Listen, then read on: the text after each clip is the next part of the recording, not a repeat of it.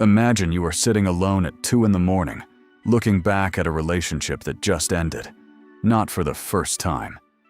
And you start to notice something strange, that this person, despite the different name, the different face, the different way of speaking, resembled the one before in ways that feel almost impossible to explain.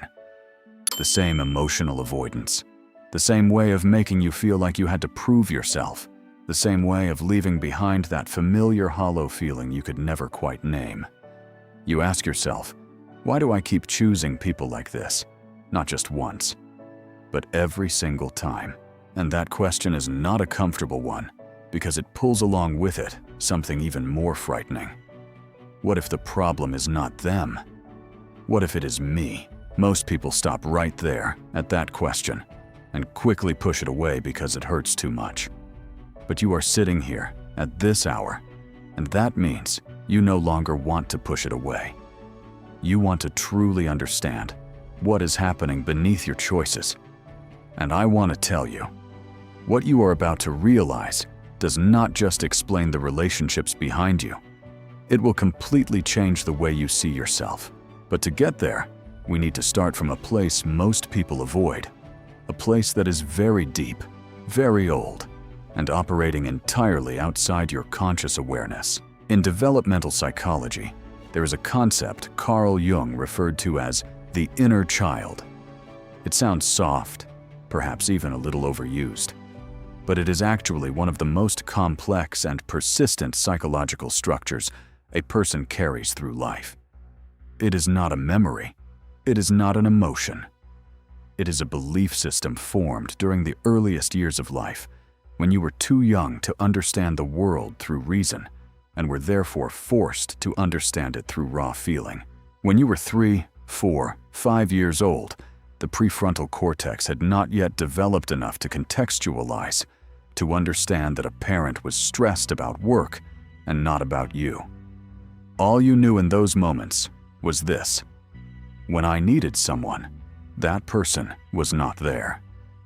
When I cried, the room went silent. When I did something wrong, love withdrew. And your brain, in order to survive, encoded those patterns as the rules of the world. This is the first counterintuitive thing you need to understand. The inner child does not grow up with you. Your body grows. Your intellect develops. But the core emotional wounds from childhood freeze in place at the exact moment they occurred.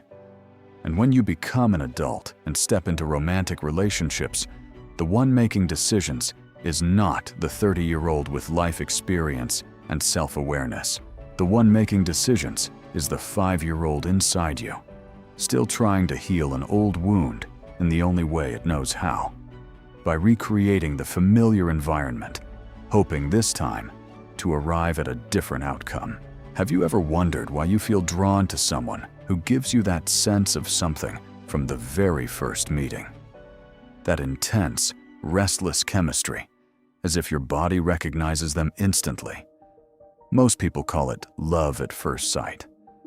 But John Bradshaw, who spent his entire career studying childhood trauma, offers a different explanation.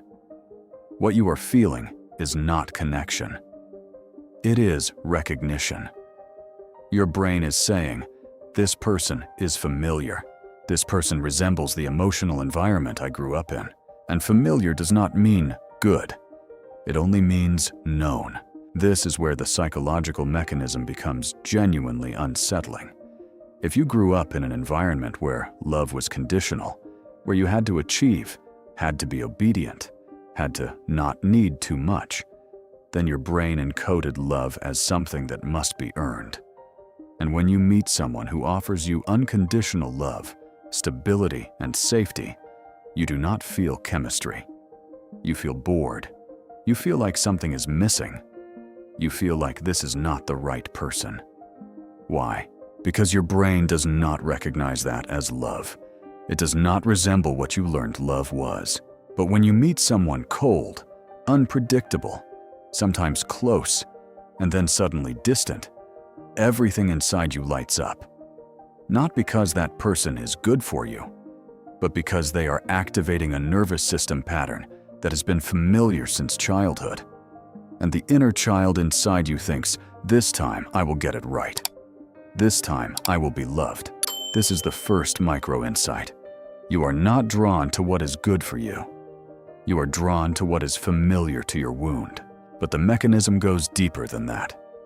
In the attachment theory developed by John Bowlby and Mary Ainsworth, research conducted from the 1960s that is still cited today, it was discovered that the attachment style you form with your primary caregiver in the first years of life becomes the blueprint for every relationship that follows. If that caregiver was consistent and emotionally responsive, you develop a secure attachment style. But if that person was inconsistent, warm sometimes, and distant others, you develop an anxious attachment style, and you will spend the rest of your life seeking emotional certainty from people who are not capable of providing it. Because only those people generate an emotional intensity strong enough to match what your nervous system has learned to recognize as real. And here is what makes this far more complicated. We do not only choose partners according to our wounds, we also behave in ways that ensure the wound will be recreated. A person with an anxious attachment style will unconsciously push away a secure partner because they feel too boring, and then cling to an avoidant partner because that distance activates the fear of abandonment. That fear activates emotional pleading. That pleading causes the avoidant partner to withdraw further, and the cycle continues. Not because you are weak, not because you lack self-respect, but because this is a script that was written into your nervous system before you had language to describe it. Do you recognize yourself in that? Do you remember a time when you felt completely fine when a partner needed you, but unbearable anxiety the moment they became busy and less attentive? Do you remember a time when you interpreted their silence as proof that they no longer loved you? Do you remember a time when you chose someone you knew, at some deep level, was going to leave, and you chose them anyway? This is the peak of the mechanism, and it is the most painful part. The inner child does not choose a partner to be happy. It chooses a partner to complete an unfinished story from childhood. The second micro-insight: every unhealthy relationship you have found yourself in is not a coincidence. It is the unconscious effort of your inner child to this time end the story differently. But here is the tragedy. It never ends differently, because what you are recreating is not a situation. It is a feeling, and that feeling can only change from the inside. It can never be resolved from the outside. There is a concept Harville Hendrix calls the imago, a composite image of the ideal caregiver that your brain constructs in childhood from everything, both good and painful, about the most important people in your early life. And as you grow up, your unconscious mind continuously scans every room you enter, every gathering you attend, looking for the person who matches that imago. Not to find happiness, to find an opportunity to heal. The problem is that the person who most closely matches the imago of someone who has been wounded is often precisely the person most capable of inflicting that same wound again. This is the third micro-insight, and it changes everything. When you feel this is the one, what you may actually be sensing is not a meeting of souls. It is wound recognition. So what do you do with all of this? Not suppress your emotions, not stop loving, not analyze every person you meet like a psychology exam. What needs to change is not your criteria for choosing a partner. What needs to change is your relationship with your own inner child. The first thing is learning to distinguish between attraction and recognition. When you meet someone and feel an intense emotional charge right away, instead of calling it chemistry, pause and ask yourself, in what way does this feeling feel familiar? What is it calling up from my past? Not to analyze that person, but to understand what you are actually reacting to.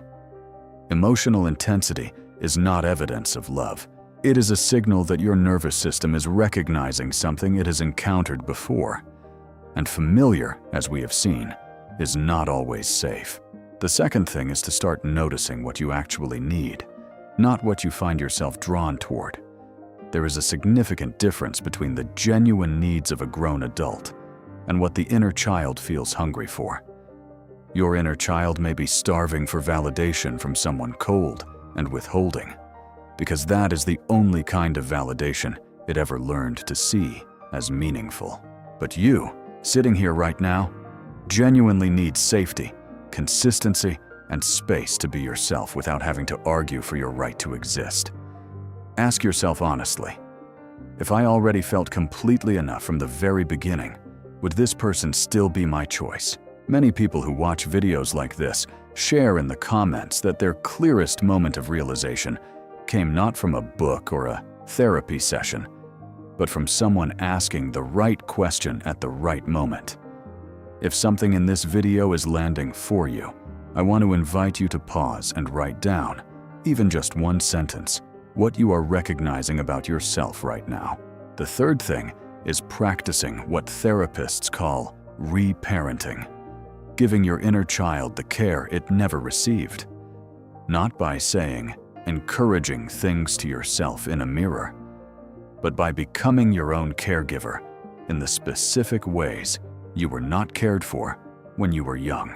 If as a child you were not allowed to show difficult emotions, reparenting means that when you feel angry or sad, you allow yourself to feel it, without judgment, without rushing to push it aside, without blaming yourself for feeling that way at all. Picture a 5-year-old child crying in the corner of a room, and you are the only adult present. What would you do? You would sit down beside them. You would say that you are here. You would not tell them to stop crying, because there is nothing to be sad about. That is exactly what you need to do for yourself. The fourth thing, and perhaps the hardest, is learning to sit with what feels ordinary. One of the clearest signs that healing is actually happening is when you begin to find safety attractive rather than dull.